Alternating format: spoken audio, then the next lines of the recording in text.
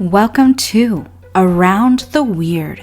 Here's your host, the museum curator of the strange and unusual, Mr. Nothing. Thank you, mysterious voice, and welcome back to Around the Weird, a booktube channel where I talk about all the unusual and out of the ordinary literature that I have found in my travels.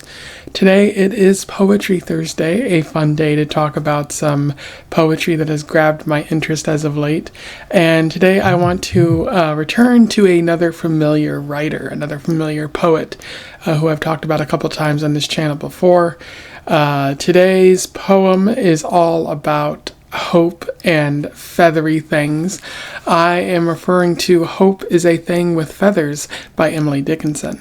I've talked about Emily Dickinson on this channel before, so I don't need to go into that great of detail, but for those who don't know, Emily Dickinson was a writer who lived in the 1800s.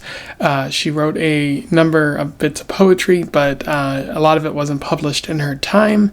And after she died, a whole lot of it got published, which is either, good or bad, depending on your perspective. I personally think it's bad. But since then, she has become a celebrated author, a celebrated writer, and a lot of people really identify with her poetry because she manages to capture a lot of very real and raw emotions, I think. And she's one of my favorite poets in totality. I really like reading her poems, even though sometimes they can be a bit difficult to parse. But this one, not so much. I think this one is pretty easy to understand. And without further ado, let's talk about Hope is the Thing with Feathers. I will read it, do a little bit of analysis, and we will move on from there. Hope is the thing with feathers. Hope is the thing with feathers that perches in the soul and sings the tune without the words and never stops at all. And sweetest in the gale is heard, and sore must be the storm that could abash the little bird that kept so many warm. I've heard it in the chillest land and on the strangest sea, yet never in extremity it asked a crumb of me. And that was Hope is the Thing with Feathers. In terms of analysis, there's quite a bit worth talking about, even though it is a short poem. There's only 3 verses. And in terms of narrative, there's no narrative here. It's just simply Emily Dickinson talking about hope. Talking about how, it perches in the soul, it keeps people warm. It's a pretty great thing. And it's interesting because she uses a bird metaphor to talk about hope. She calls it a thing with feathers. It perches like a bird in the soul, sings the tune without the words. And she says, and sore must be the storm that could abash the little bird that kept so many warm. Sore must be the storm. It must be a really bad situation where, people turn to hope and hope isn't really there, or hope is worse for the wear because the situation is so terrible that there's only a little bit of hope there. Kind of lamenting situations like that. And I think that's the Emily Dickinson touch, where even when she's talking about hope, she can't help but be a little melancholy about it, a little bit sad, because I think that was what her mindset was. Not a lot of good things happening to her, or perhaps she had depression or something like that. But it is interesting that she's using a feathery, sort of a bird-like metaphor to talk about hope. And after all, it's things that lift us, they free us, because birds are free animals.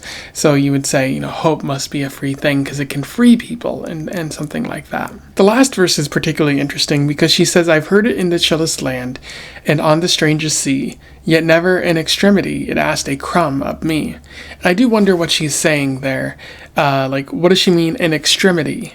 Even in dangerous times, even in the most extreme situations, it asked a crumb of her. So she was given a lot of hope, but hope didn't really ask anything of her in return. At least that's my perspective. If you have a different sort of understanding of those lines, let me know in the comments below.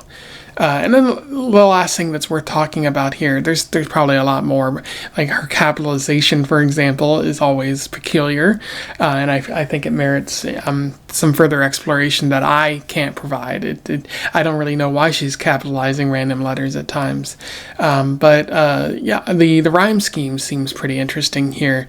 It seems that she does A, B, C-A. So she rhymes soul with all in the beginning.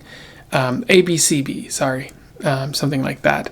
Herd with bird, although the rhyme scheme is different there. Storm with warm. Similar rhymes, but not quite rhymes. And then she rhymes C with me, although you could argue that extremity is also a rhyme for C and me. Kind of zigzag with the rhyme scheme there.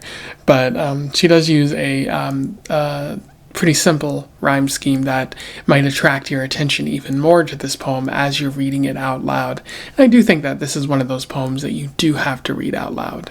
Anyway, those are my thoughts on Hope is the Thing with Feathers by Emily Dickinson. A pretty fun poem.